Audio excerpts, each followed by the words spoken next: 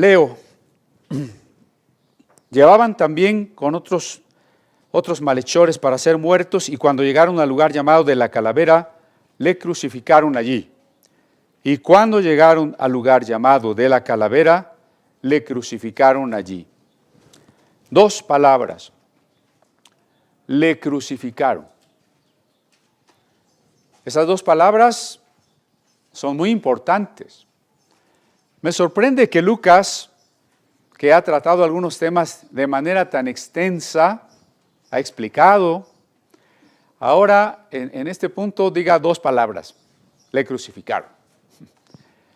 He querido detenerme primero en esas dos palabras, porque constituyen la gran paradoja. Paradoja es una aparente contradicción. La gran paradoja, la locura del Evangelio. Estas dos palabras son la locura del Evangelio. Por eso dice en la primera carta a los Corintios, en su primer capítulo, lo voy a leer si quieren, no es necesario que lo busquen, pero dice allí en primera a los Corintios 1:18, porque la palabra de la cruz es locura para los que se pierden. No es novedad, la cruz es locura. Estas dos palabras, le crucificaron, constituyen la gran paradoja del cristianismo, la locura de la predicación, porque responden a la pregunta, ¿cómo puede morir el Eterno? El Eterno con mayúscula es Dios. Y por definición lo eterno no muere, no desaparece. ¿Cómo puede morir el Eterno? Cuando decimos que Jesús fue crucificado, estamos en la paradoja, estamos diciendo que el Eterno está muriendo. Por eso es paradoja, porque lo eterno no puede morir, pero ahora el Eterno está en la cruz. A la pregunta, ¿cómo puede ser humillado el glorioso? ¿Cómo? La gloria de Dios es infinita, no se puede medir, es inconmensurable. Ese que es glorioso, ¿cómo puede estar humillado, haber sido azotado, escarnecido, traicionado, llevado en un camino por la ciudad de Jerusalén ante la vergüenza frente a todos, como un criminal, y luego ser colgado como un criminal? Esa es la pregunta. ¿Cómo puede ser humillado el absolutamente glorioso? ¿Cómo puede ser débil el todopoderoso? Dios todo lo puede. Es omnipotente, todopoderoso. Y si alguien todo lo puede, ¿cómo podría constituirse ante los demás como un ser, como una persona débil? Si a usted le maltrataran, quisieran conculcarle algún derecho, agredirlo, y usted tiene el poder, no se dejaría. A veces cuando se nos atraviesa indebidamente un automóvil, una bicicleta de manera agresiva, quisiéramos ser Superman y agarrarlo y aventarlo por allá. No me diga que no. Si Dios es todopoderoso, ¿cómo? Se ha dejado abofetear, escupir, ignorar, desconocer, rechazar, flagelar con un látigo. ¿Cómo se ha dejado pasear de manera infamante, es decir, que su fama quede destruida? ¿Cómo ahora está permitiendo que haya tenido que cargar el patibulum, ese palo de la cruz, la viga transversal, y luego, agotado, desangrado, llegó al lugar en donde los clavos traspasaron sus muñecas de manera dolorosísima, como traspasaron los clavos sus tobillos. Como una persona indefensa, impotente, débil. Cuando nos asaltan, nos secuestran, nos cometen una injusticia, yo creo que una de las cosas, uno de los aspectos que más coraje nos da es la impotencia que tenemos, ¿no? Eso nos molesta más. Me asaltaron y no pude hacer nada. Tenía la pistola aquí. Esa impotencia molesta mucho. Como el Todopoderoso se debilita como el que más. ¿Cómo puede Dios hacerse humano? Es otra forma de la pregunta de la paradoja. Si Dios es infinito, los hombres somos finitos. Dios es eterno, los hombres somos mortales. Dios no necesita condiciones para ser, nosotros sí necesitamos unos papás, estar en el tiempo, aire para respirar, comer, muchas condiciones. Dios es glorioso, nosotros no. ¿Cómo puede entonces Dios hacerse tan pequeño, hacerse humano? ¿Cómo? Si algunas religiones tienen doctrinas parecidas, solamente parecidas, porque en la India se habla, en el hinduismo, de los avatares. Los dioses toman forma humana y vienen con los hombres, pero no se hacen verdaderamente humanos. Parecen hombres, pero no son hombres. En la mitología griega, algunos hombres se hacen dioses y ahora son estrellas o planetas inmortales, pero no son el Dios absoluto, no son el Dios eterno, increado.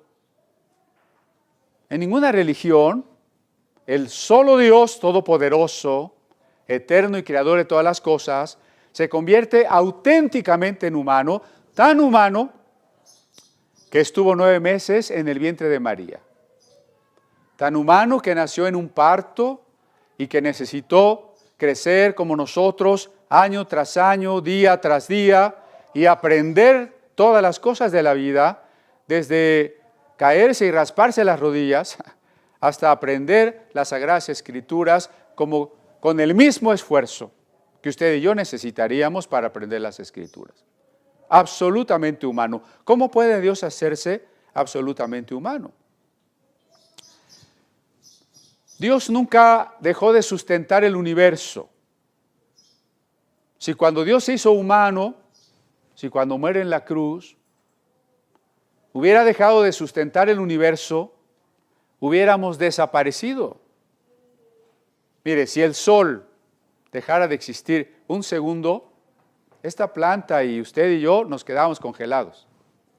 Ya, sin remedio. Dios es más que el sol, porque Dios da la existencia a todo lo que hay. Sin Dios nada existiría. Dios no solo creó el universo, de manera constante lo está sosteniendo, lo sustenta.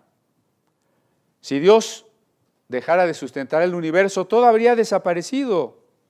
Entonces, cuando en la encarnación asume la limitación ser como un hombre, cuando acepta la muerte tan humano que va a morir físicamente, Jesús fue tan humano que murió. ¿Por qué es importante subrayar esto? Porque desde finales de la era apostólica había una religión que se llamaba el gnosticismo, de gnosis, sabiduría, el gnosticismo, que es el equivalente del esoterismo actual, de la nueva era actual. Y ellos enseñaban que Jesús había parecido humano, pero no era auténticamente humano, y por eso en la cruz en realidad no había muerto. Y si usted va a estas librerías comerciales, seguro va a encontrar libros que se llaman, por ejemplo, Jesús no murió en la cruz. Jesús murió en Cachemira. ¿Alguien vio ese libro por ahí alguna vez? ¿No? Jesús fue tan humano, Dios se encarnó tan verdaderamente que murió en la cruz. Y entonces, más que eso, Dios asumió el riesgo de la desaparición. Estoy tratando de explicar primero todo lo que implica, o bueno, no todo, algo de lo que implica que Dios se haya hecho humano. Y estoy diciendo algo que me podría costar la leña verde. ¿Saben para qué era la leña verde? Para quemar a los herejes, ¿no? Dios asumió el riesgo de la desaparición. ¿Eso qué quiere decir? Miren, Dios es todopoderoso, sí, pero hay cosas que Dios no puede. Parece otra contradicción. ¿Saben lo que Dios no puede? Aquello que contradiga sus propios atributos, su propia manera de ser. ¿Sí? Dios no puede dejar de existir. ¿Por qué? Porque Él es el ser necesario. Ser necesario se define como aquel que no puede dejar de existir. Si Dios es el ser necesario, no puede dejar de existir. Entonces, todopoderoso, pero no puede dejar de existir. Dios es amor. ¿Qué es el pecado? La falta de amor. Si Dios es amor y el pecado es la falta de amor, Dios no puede pecar. Si Dios peca, deja de ser. Y si Dios deja de ser, el mundo deja de ser. Ahora, cuando Dios se encarna, cuando Dios se hace humano, es tentado. ¿Y qué es la tentación? La invitación a pecar. Cuando Jesús fue tentado, estaba siendo invitado a pecar. Y la tentación era una tentación real. Porque si cuando el diablo lo tentó, Jesús no podía pecar, todo era un teatro, ¿no? Actuamos como que yo te tiento, como que tú eres tentado, pero no se puede. Sería ficción, teatro. Jesús como humano es tentado de verdad y por tanto podría haber pecado. Esto significa que si no pecó, tenemos más razón para alabarle. No estoy demeritando a Cristo, al contrario. Si Él no podía pecar y no pecó, ¿qué le alabo si no podía? Pero si podía haber pecado y no pecó, entonces sí tengo que alabarle y reconocer sus méritos.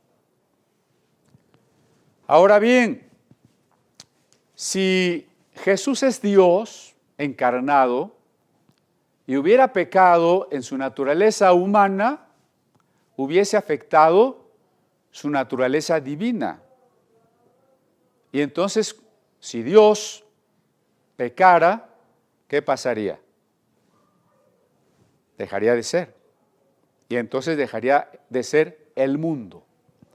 Cuando Jesús viene a esta tierra, está asumiendo el riesgo de el ser o la nada. Colosenses 1, 19 y 20 dice que en Cristo habitó toda la plenitud de la deidad. Para que no quede duda, ¿no? Colosenses 1, 19. En Cristo habitó toda la plenitud de la deidad. Y el verso 20 dice que Dios en Cristo reunió todas las cosas, las que están en el cielo y las que están en la tierra. Por tanto, si Cristo triunfaba, se afirmaba el ser de toda la creación, unido a Dios en la vida eterna. Si Cristo fracasaba, toda la existencia se precipitaba en la nada. Ese es el riesgo. Ese fue el gran riesgo. Puede sorprendernos, pero mire, si no asumimos o no tratamos de comprender ese riesgo, ¿cómo comprender el amor? Porque el amor que no se sacrifica verdaderamente o que no está dispuesto a sacrificarse verdaderamente, no es amor. Imagine que yo le digo a una persona, te amo tanto que si necesitas un peso te lo presto, pero si necesitas 1000 ya no te amo tanto. Te amo tanto que te puedo abrir la puerta para que pases, pero si te van a atropellar y para salvarte me tienen que atropellar a mí, pues no te salvo. ¿Me explico? El amor que solo dice te amo, pero que en realidad no está brindando la totalidad del ser, no es amor. Y si la Biblia deja bien claro, Dios es amor, tanto amó Dios al mundo, ese es el resumen del Evangelio, tanto amó Dios al mundo, tanto que vino Jesús sin riesgo ninguno, a morir de a mentiritas, a ser tentado de a mentiritas, ya se sabía el argumento que iba a resucitar y no iba a pasar nada. ¿Ese sería amor? Solo en la medida en que comprendemos, como dice Filipenses 2, del 5 al 11, que Jesús realmente se despojó de su gloria, que dejó su trono, su omnipotencia, que se limitó a las condiciones de todos nosotros, a sufrir, a tener hambre, a padecer sed, a ser tentado, sufrir tentaciones, a sufrir, sentir realmente la traición, a dolerse por el engaño, a entristecerse por el rechazo, como cualquiera de nosotros. Solo si entendemos que Dios estaba poniendo en peligro su propio ser. Llévese esta frase, el ser o la nada. Ese es el riesgo divino cuando envía a Jesús. Jesús no va a enfrentar al diablo en su poder divino. Tiene que enfrentarlo en su poder humano. Jesús tiene que enfrentar la cruz y sufrir la traición como humano. Jesús no va a volver a experimentar la gloria de su naturaleza divina hasta la resurrección. Desde que es una pequeña célula en el vientre de María hasta que está en el sepulcro, Jesús nunca ha dejado de ser Dios, pero solo puede usar su naturaleza humana. En esta tierra Jesús no puede usar nada de su naturaleza divina. Tiene que depender de su Padre, tiene que ser lleno del Espíritu Santo, tiene que conocer las Sagradas Escrituras, tiene que estar dispuesto a humillarse, tiene que aprender a amar. Recuerde Hebreos 5, aunque era hijo, por lo que padeció, aprendió la obediencia como humano. Así que Dios está haciendo la gran apuesta. Hijo, tú tienes esta tarea. ¿La vas a lograr o todo se acaba? Todo. Bueno, estoy diciendo algo que no había dicho, Espero que no traigan jitomates por ahí. ¿Cómo solucionamos esta paradoja? La única solución de la paradoja, es decir, de las preguntas, ¿cómo puede morir el eterno? ¿Cómo puede ser humillado el glorioso? ¿Cómo puede ser débil el todopoderoso? ¿Cómo Dios puede hacerse humano? la única solución de la paradoja es que Cristo es ambas cosas. Es el Dios encarnado. Que en Cristo se da la síntesis, el encuentro, en donde el eterno se hace mortal. Cristo es la persona donde el infinito también se hace finito, donde el Dios intemporal entra en el tiempo, donde el Dios que es espíritu asume también un cuerpo. Jesús, el Dios humanado, es allí y la única posibilidad en donde se resuelve la paradoja. Si alguien lee los evangelios y dice Jesús no es Dios, se queda sin la mitad del evangelio. Si alguien dice Jesús no fue verdaderamente humano, también se queda sin el evangelio.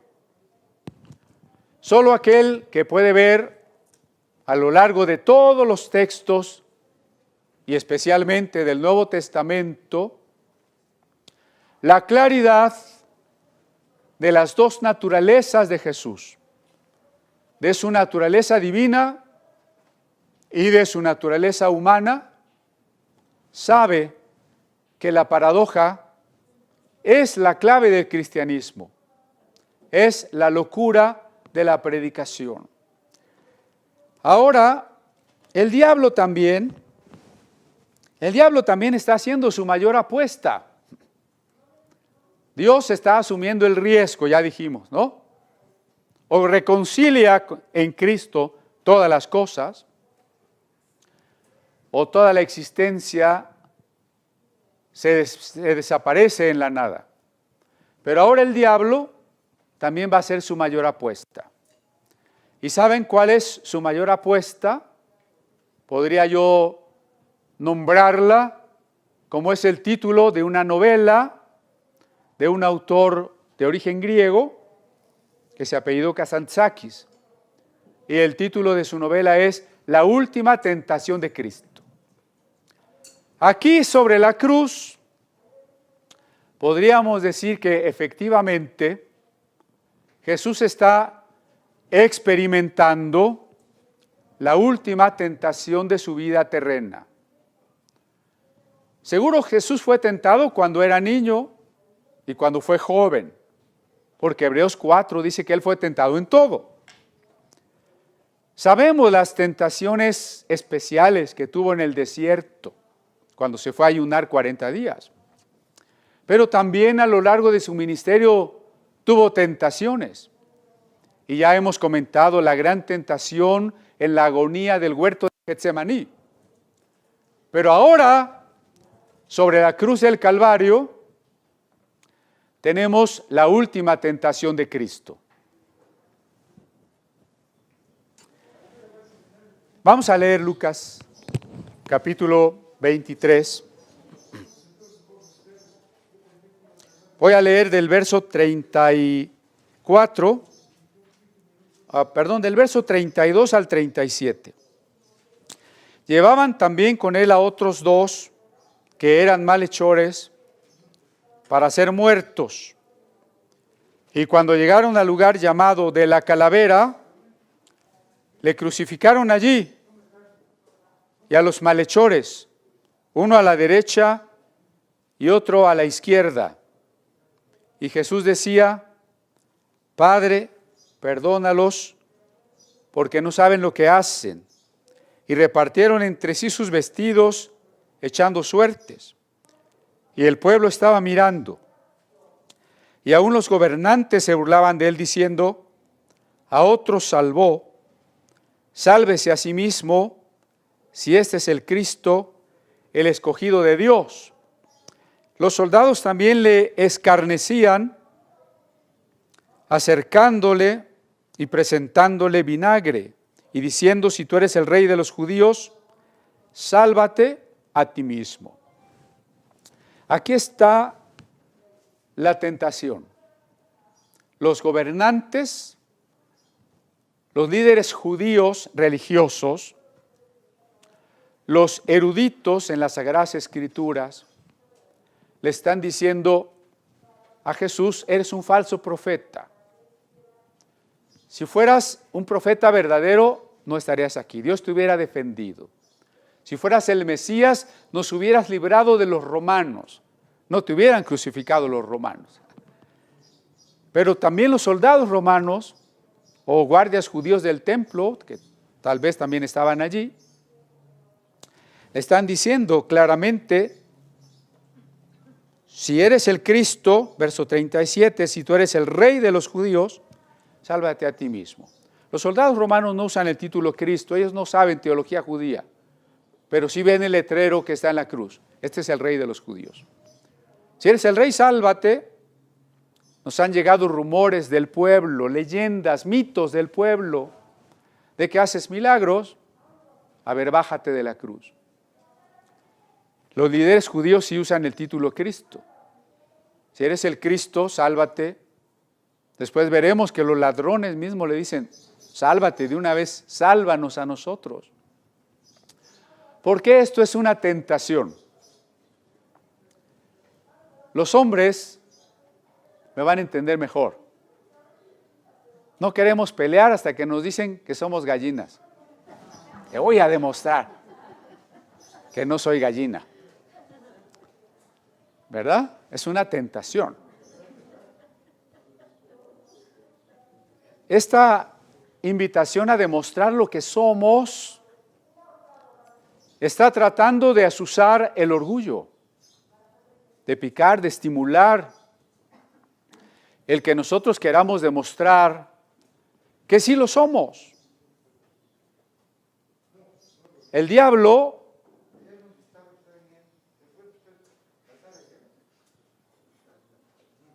no se nos aparece directamente para tentarnos, ¿eh? El diablo nos tienta de dos maneras. Con pensamientos nuestros, se disfraza de nosotros, en otras palabras. La otra manera es a través de las otras personas, a través de los amigos y de las amigas que nos invitan a lo indebido. En este caso, a través de las personas que están tratando de que Jesús dé cabida al orgullo. Ese es el problema. Miren, ya dijimos que el pecado es la falta de amor. ¿Me regalas agüita? El pecado es la falta de amor, ¿no? Digamos que esa es la raíz del pecado. El tronco del pecado es el orgullo y la rebeldía. Y de ahí a todos los pecados. A ver, tengo aquí esta plantita. La falta de amor es la raíz. Este tronco es orgullo y desobediencia que todos tenemos. Y estas hojitas son los pecados diferentes de cada uno. Usted tiene este, yo tengo este otro, ¿no? Ahí sí nos diferenciamos. Pero tenemos en común el tronco, el orgullo y la rebeldía. Entonces, Satán está tratando de que Jesús odie a las personas que están allí, a los que le ofenden, a los que le crucifican, a los que se burlan. Nosotros tenemos la madurez en el amor suficiente para que nos hicieran lo que nos hicieran, siguiéramos amando. Cuando lo están ofendiendo o golpeando, y si lo secuestra la policía, que también secuestra, o el crimen organizado y lo están golpeando, usted dice, ¿cómo amo a estas personas? Ahí está la tentación hacia Jesús. Le quieren hacer sentir que nazca en él la falta de amor y por tanto que brote el orgullo y les demuestre, sí soy el Hijo de Dios, sí soy el Mesías, sí soy el profeta último y ahorita van a ver. ¿No? Y cuando nosotros empezamos a leer la Biblia, que todavía no captamos más del amor de Dios, o vemos películas de Jesús, los evangelios, decimos, ay Señor, ¿por qué los discípulos no agarraron unas espadas y lo defendieron? Yo lo hubiera defendido. ¿No ha dicho eso usted alguna vez? O no hemos llegado a pensar, Señor, ¿por qué no te bajas y te los pones parejos a todos? Pues sí, ¿no? Es lo que uno quisiera. Es lo que el diablo le está invitando a Jesús. Ahora, ¿Jesús podría o no podría? Podría decir, Padre, hasta aquí llegué. Ya no quiero morir por estos. Mira, vine a morir por estos. No valen la pena. Rescátame. Se lo dijo a Pedro allá en el huerto. Guarda tu espada. Si yo quisiera pedirle a mi Padre una legión de ángeles, por decir algo, 5,000 ángeles, vienen y podía. Esa es la cosa, que podía. No aceptó Jesús la invitación al orgullo. El diablo quería eso. El diablo quería que Jesús no entendiera la voluntad del Padre. En esta obra que les comento, el autor imagina que el diablo hablara a la mente de Jesús, lo cual seguramente sucedió, para sugerirle que no tenía que morir en la cruz. Que se acordara que cuando Abraham estuvo dispuesto a matar a su hijo, en el último instante que iba a cortar el cuello de Isaac, Dios le detuvo y le dijo, no lo mates, ya sé que me amas por sobre todas las cosas. Entonces que Jesús pensara eso, ¿no? Era la tentación. Ya le demostraste a Dios que llegaste hasta aquí. No creas que Dios quiere que su hijo realmente muera, ya te puedes bajar de la cruz.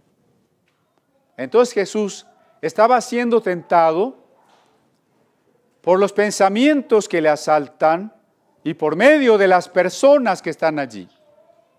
¿Sí? ¿Para qué? Para que termine haciendo varias cosas al mismo tiempo que se implican. Número 1, dejando de amar lo suficiente a su Padre y a los hombres. Pecado, falta de amor. Para que Jesús respondiera con orgullo. Y entonces el amor a uno mismo se convierte en un amor destructivo. El amor por uno mismo, adecuado, es correcto, es necesario, pero el egoísmo es una distorsión del amor por nosotros mismos. Y que a la vez Jesús desobedeciera al Padre. Porque la gran tarea de Jesús en esta tierra, como la nuestra, es entender qué pide el Padre de nosotros. Esa es la gran tarea. Usted y yo tenemos esa tarea. Cada uno, hermano, hermana. No estamos llamados solo a tratar de ser buenas personas. Eso no es el cristianismo. No estamos llamados a decretar que nos vaya muy bien y a pedirle a Dios que nos quite todos los problemas. Estamos llamados a una sola cosa: entender qué quiere el Padre de nosotros y hacerlo. Ese es el llamado. Así que si Jesús falla en la cruz, peca porque deja de amar, porque responde al orgullo y desobedece a su Padre. Por eso estoy hablando de la última tentación de Jesús. Cité Filipenses 2, cuando en el verso 8 dice que Jesús se hizo obediente, siendo humano, siendo un siervo entre los hombres, un esclavo, asumió la condición de esclavo, se hizo obediente hasta la muerte. Así que Jesús obedeció al Padre. ¿Por qué lo obedeció? Aquí quiero insistir en que no es una obediencia legalista, Porque la teología legalista luego dice, es que Dios es soberano. Lo más importante en Dios es su soberanía. Cristo vino a rescatar la soberanía y el honor divino. ¿Vino Jesús a morir solo porque Dios se solaza en que todo el mundo le obedezca? ¿Qué clase de tirano sería Dios? Jesús no murió por una obediencia legalista, tampoco murió por una obediencia condicionada al estilo de la psicología conductista. ¿Sabe cómo es la psicología conductista?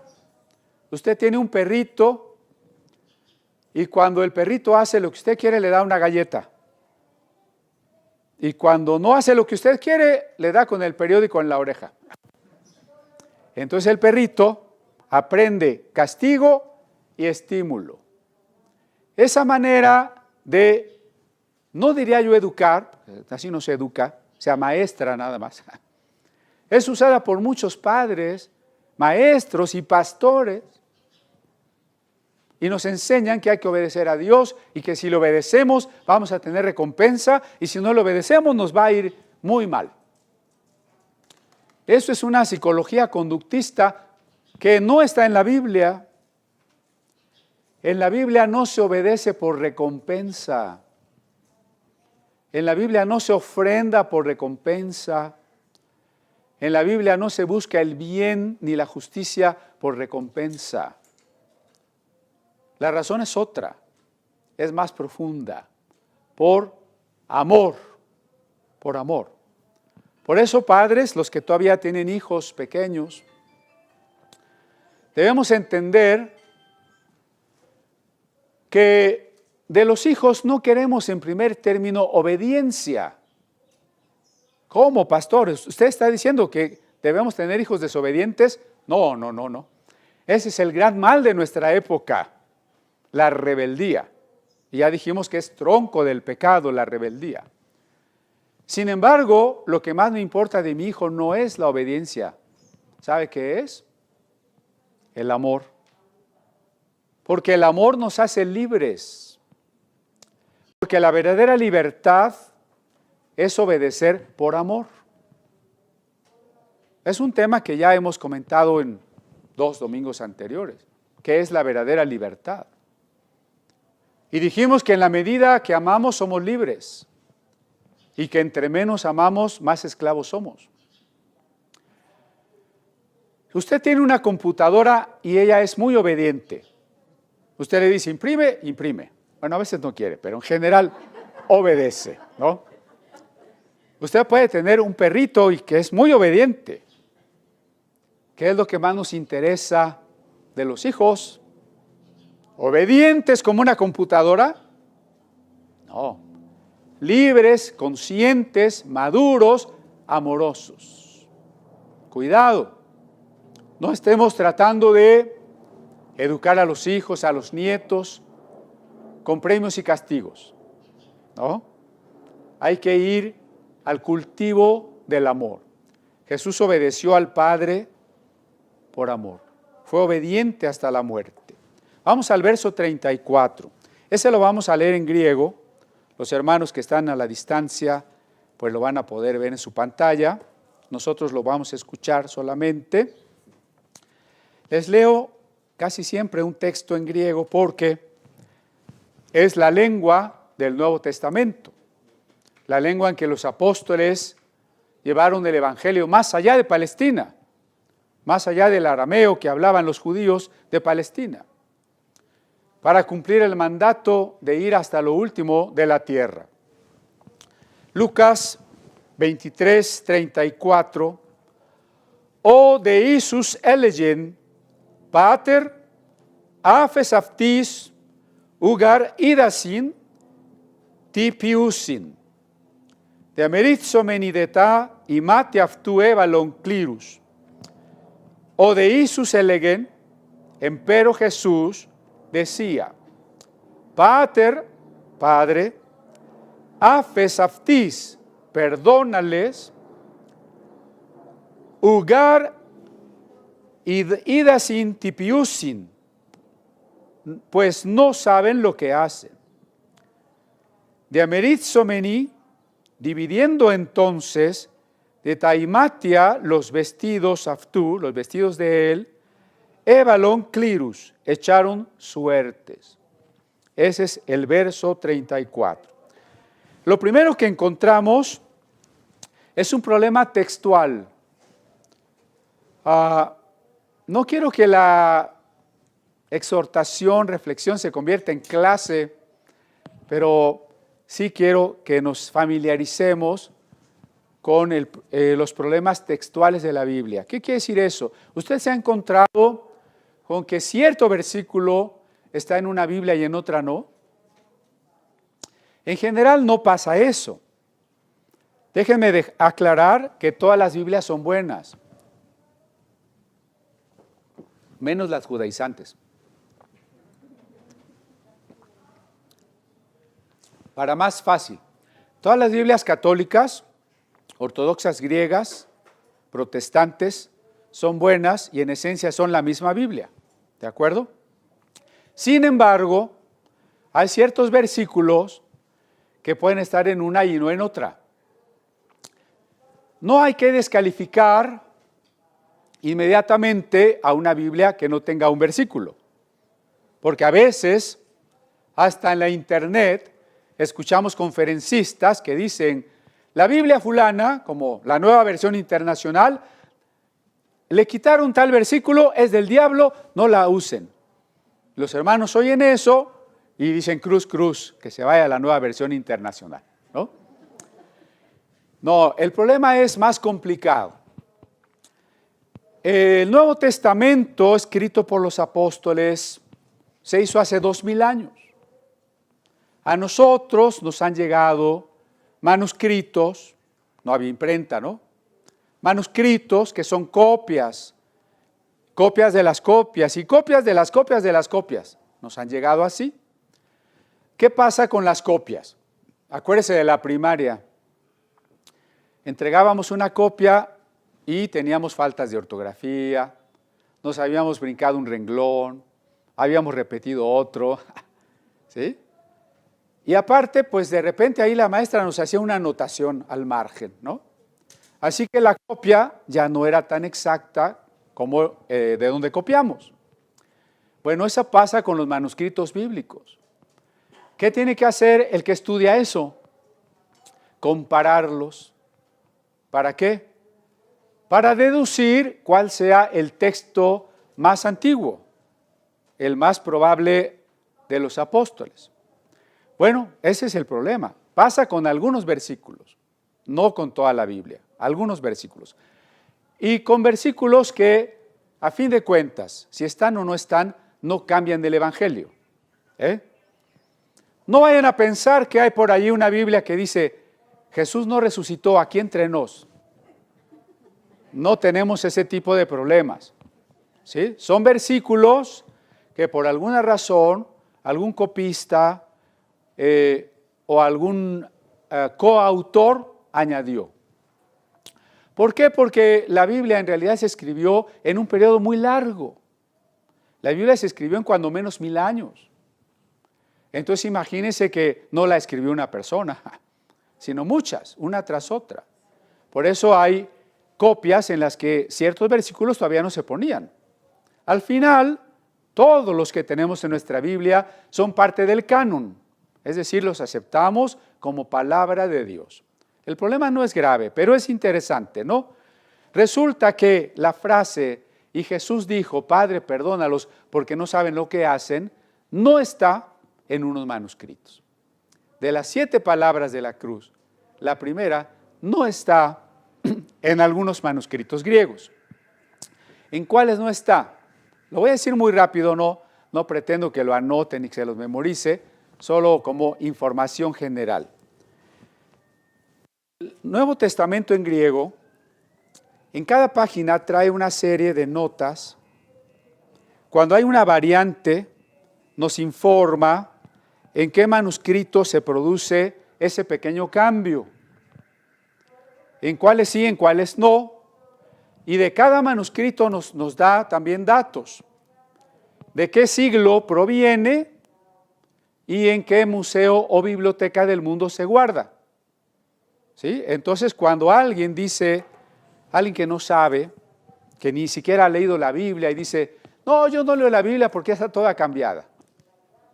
Esa afirmación es muy divertida, nos podríamos divertir mucho. Le podríamos decir, aquí está el Nuevo Testamento en griego, con todas las referencias de los manuscritos y bibliotecas donde están y lo que dicen. Dime qué es lo que está cambiado. Lo vamos a dejar mudo, ¿no? Por eso digo que es muy divertido. Bueno, ¿en qué manuscritos no está esas palabras? Papiro 75, ese sería un manuscrito muy antiguo, alguna copia del Códice Sinaítico, el Códice Vaticano, el Códice Besa, el Códice Wolfenbüttel, el Códice Corediti, el mayúsculo 124, y en algunas traducciones antiguas de la Biblia, al latín antiguo, al siriaco, al copto en sus dos dialectos, saídico y boaírico, y así lo cita San Cirilo de Alejandría. Bueno, en síntesis, textos antiguos no lo tienen, pero hay otros textos que sí, y son la mayoría.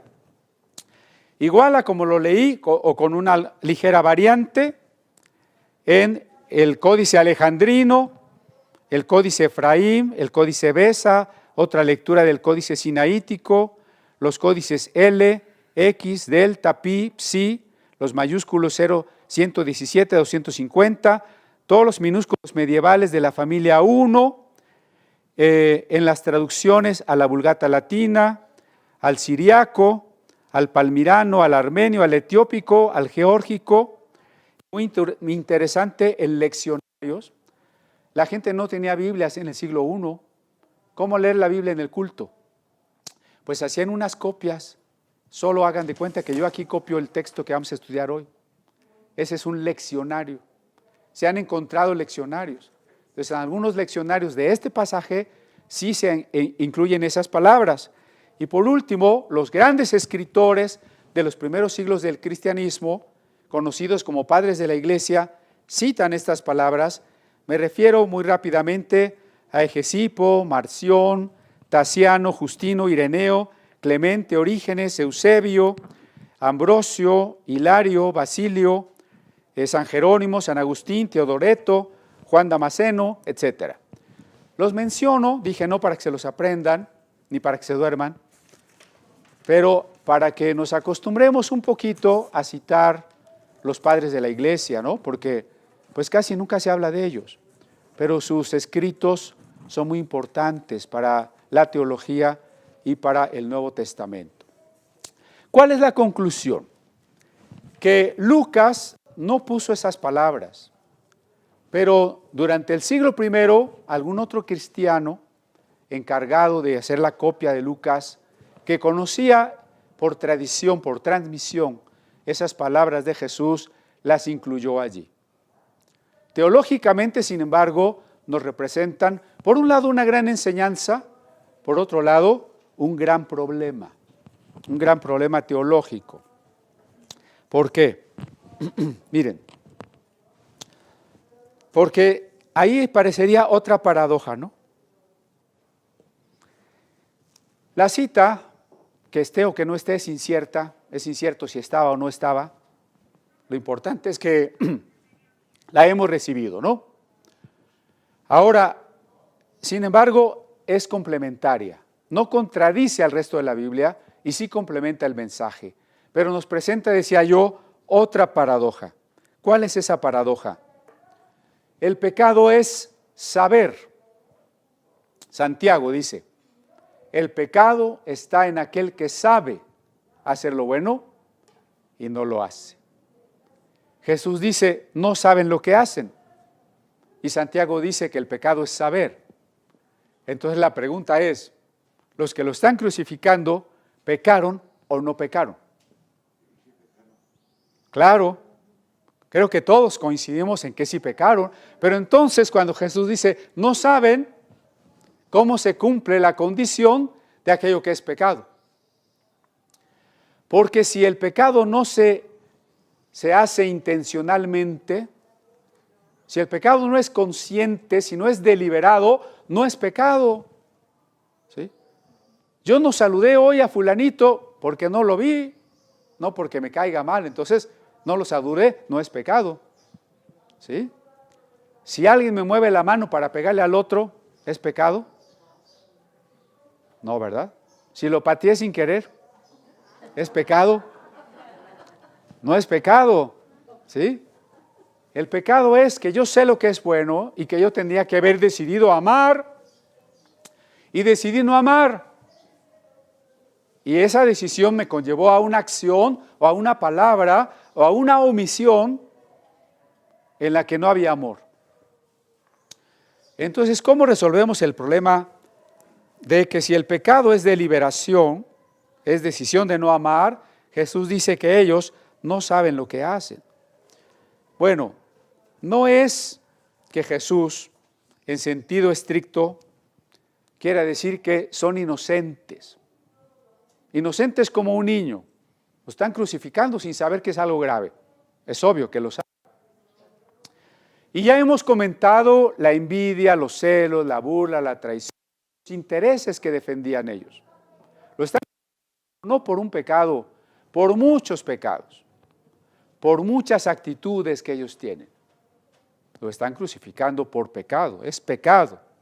Entonces, esta expresión de Jesús lo que quiere mostrar es la incondicionalidad del perdón. En otras palabras, Jesús ama tanto a los que le están crucificando que quisiera encontrar una razón para que no fueran condenados, ¿no? Decir, Padre, perdónalos.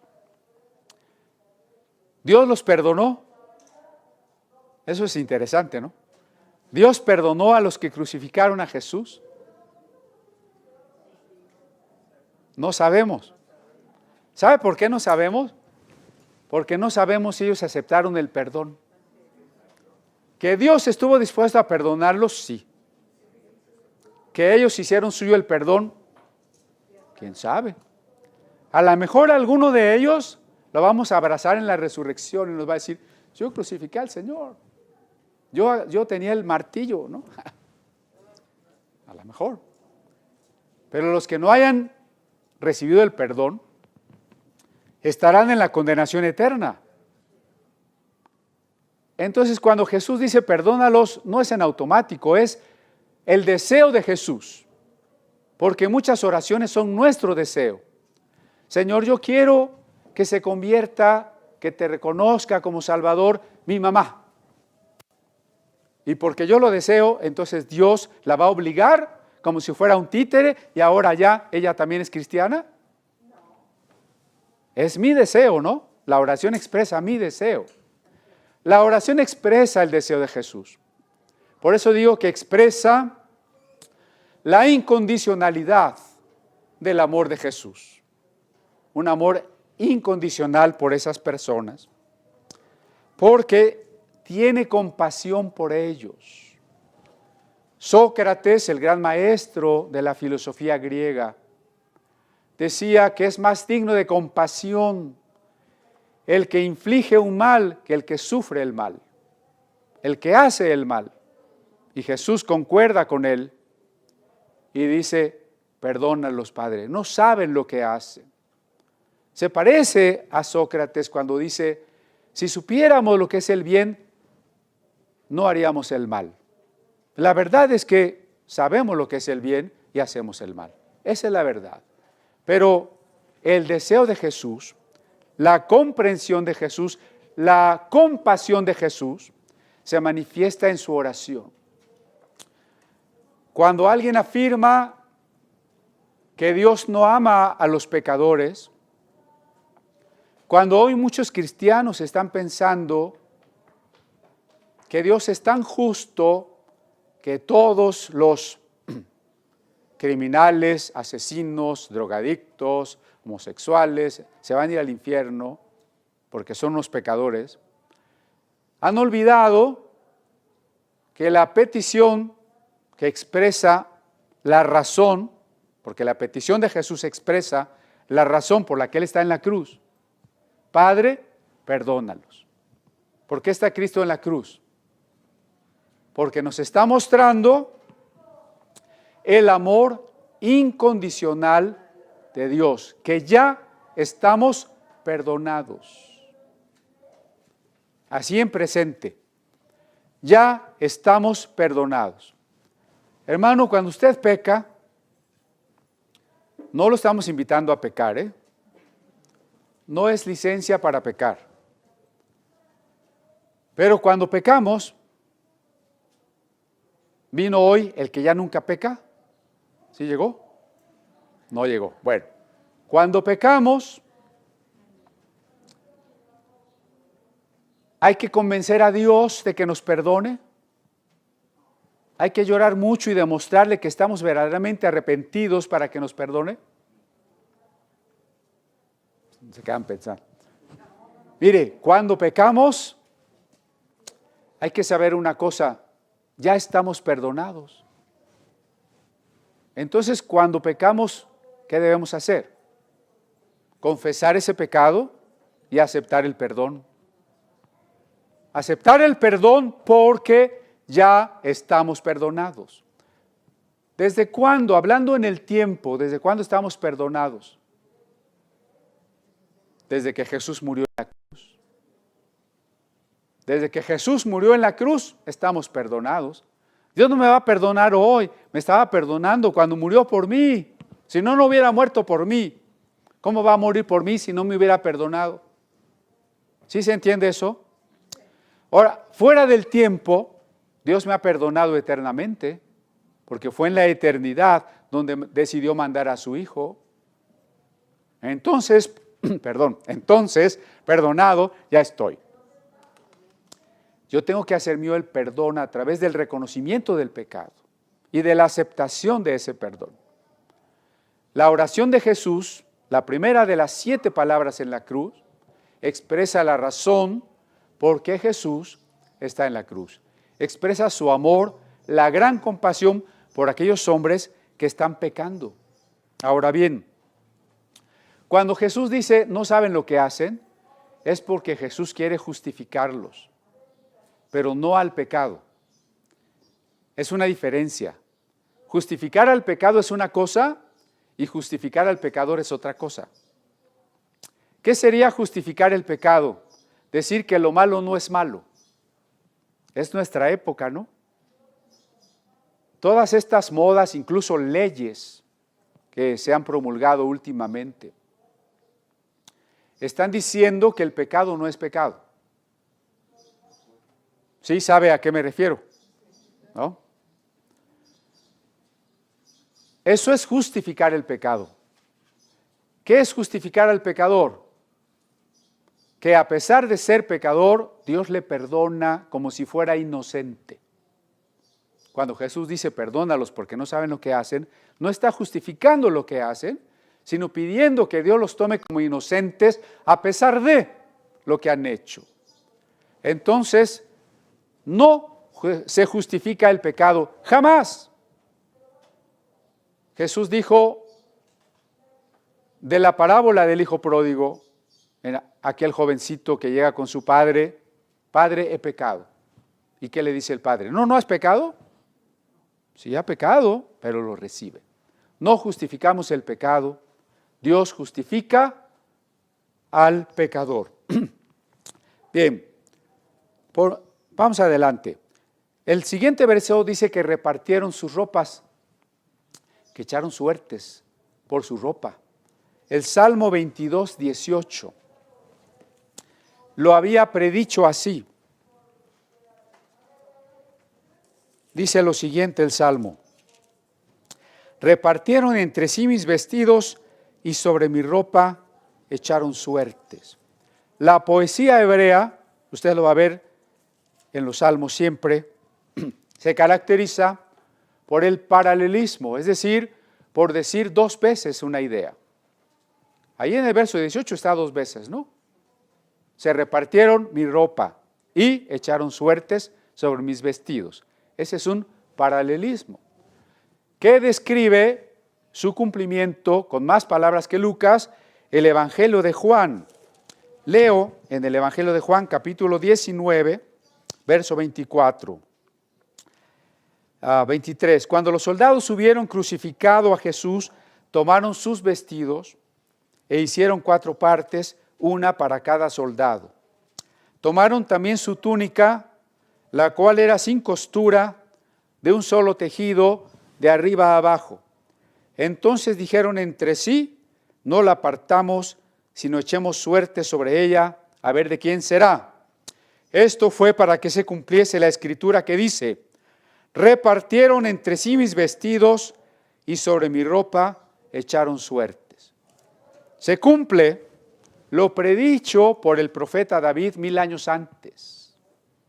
1000 años antes, hablando del ungido de Dios. En Jesús se cumple las dos cosas. Se repartieron la ropa. ¿Qué se han de haber repartido? Tal vez la capa, la túnica, las sandalias, alguna otra prenda. Pero la túnica, que es una especie de camiseta, lo que va como base del resto de la ropa, a veces hasta la rodilla, y en las personas ricas hasta los pies, a veces de manga corta, en las personas ricas de manga larga. La túnica era una túnica costosa, porque curiosamente no estaba hecha de pedazos cosidos. Era inconsútil, es decir, de una sola pieza, sin costura. Y por eso dijeron: si la partimos, la rompemos, la echamos a perder. Vamos a rifarla, a ver quién se queda con ella. Y así lo hicieron. Y así se cumplió literalmente, o se cumplieron ambos hemistiquios del paralelismo del Salmo 22, verso 18, ¿no? Los teólogos también, los padres de la iglesia, cité algunos nombres de ellos hace rato, interpretan esta túnica como la iglesia de Cristo. Dicen: la túnica representa a la iglesia porque es inconsútil, es decir, sin costuras, de una sola pieza, la unidad de la iglesia. Y porque dice que había sido tejida de arriba hacia abajo. Porque el arriba hacia abajo indica el origen divino de la iglesia. Es posible, es una interpretación alegórica, tropológica.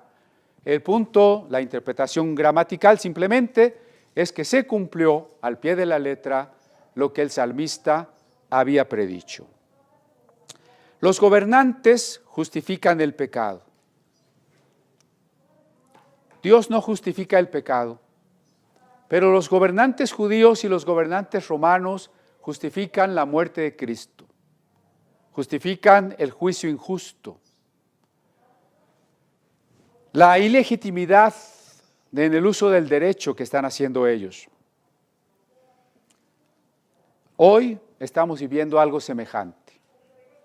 Eso hacen nuestros gobiernos, ¿no? El gobierno de nuestro país está justificando, acaba de decretar una ley que en este tiempo, en estos meses, ni siquiera procedería modificación. ¿Qué sucede en nuestros gobiernos y en nuestros distintos países y con los grupos de presión social? Esos que están cambiando la moral, no porque la moral haya cambiado, no porque realmente lo bueno haya dejado de ser bueno y lo malo haya dejado de ser malo, sino porque el poder político hace que las leyes se cambien. Es una razón política, no una razón moral. ¿Qué están haciendo? Justificando el pecado. Y en ese sentido, todos los que se están burlando de Jesús, que son parte de los que están justificando el pecado, son instrumentos del diablo para invitar a Jesús a separarse de Dios, como acabamos de comentar. Pero ahora cierro diciendo esto. Jesús, al decir: Padre, perdónalos, no los considera enemigos. Qué interesante. Nosotros somos enemigos de Dios. pero Dios no es nuestro enemigo. Hay una diferencia, ¿no? Si usted es un cristiano maduro, un cristiano amoroso, puede tener personas que le odian y por tanto esas personas son sus enemigos, pero usted no es enemigo de ellos. Hay una diferencia, ¿no? Cuando nosotros nos separamos de Dios y pecamos, nos hemos constituido enemigos de Dios, pero Dios nunca ha sido nuestro enemigo. Dios siempre ha sido aquel Padre de la parábola que todos los días sale hasta el camino, sale de la casa y va hasta el camino y otea en lontananza para ver si el hijo regresa. Nunca ha sido nuestro enemigo. Siempre con gran amor, esperanza y tristeza, Dios está esperando nuestro regreso. No es nuestro enemigo. Cuando Jesús pide perdón por estas personas que son sus enemigos, Él no las considera sus enemigos.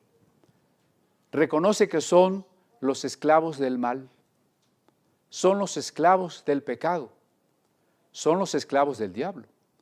Por eso cuando Pablo dice allá en la carta a los Efesios, no tenemos lucha contra carne y sangre. Cuando nos vengan a perseguir, cuando vengan a clausurar, cuando nos vengan a llevar a la cárcel, no vamos a pelearnos con esas personas. Hermanos, ¿se quieren llevar al pastor? Vamos a trompear a los policías. No, no es lucha contra carne y sangre, sino contra esas influencias demoníacas que están tras las personas. La lucha es contra esas huestes espirituales. ¿Las personas que pecan son responsables? Sí, sí. Pero la guerra espiritual, la lucha espiritual, no es contra esas personas. Jesús no tiene que pelearse contra los que le están crucificando. Porque mire, a fin de cuentas, los que crucifican a Jesús no son solamente los que están ahí en ese momento. Es un error acusar a los que están allí o acusar a los judíos. El antisemitismo medieval tenía como supuesto argumento que el pueblo judío era deicida, o sea, asesino de Dios, deicida. Y por eso los judíos siempre fueron perseguidos, porque mataron a Dios, crucificaron a Jesús. ¿Quién crucificó a Jesús en última instancia? O sea, Él vino a morir ¿por quiénes? ¿Quién crucificó a Jesús? Todos. Jesús no es enemigo de los pecadores, no es enemigo de los que le están crucificando. La guerra no es contra ellos, es por ellos. La guerra que Jesús está sosteniendo, la batalla sobre la cruz, es contra el diablo, contra el pecado, contra la tentación, no contra los seres humanos, ni siquiera contra aquellos que le están matando. Lo cual nos hace pensar en letras brillantes, doradas, esas hermosas palabras de Jesús. Padre, perdónalos a todos, usted y yo. Perdónalos porque no saben lo que hacen. Amén.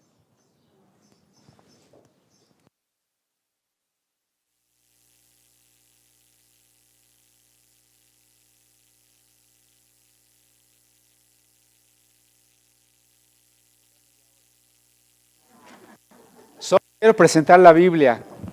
Ya me ha pasado que ponemos una Biblia y no la presentamos. Este es un Nuevo Testamento en la lengua Duruma. Es una de las lenguas de Kenia, allá en África. Fue editado en 1999 por Wycliffe Translators y Traducción Bíblica y Literatura.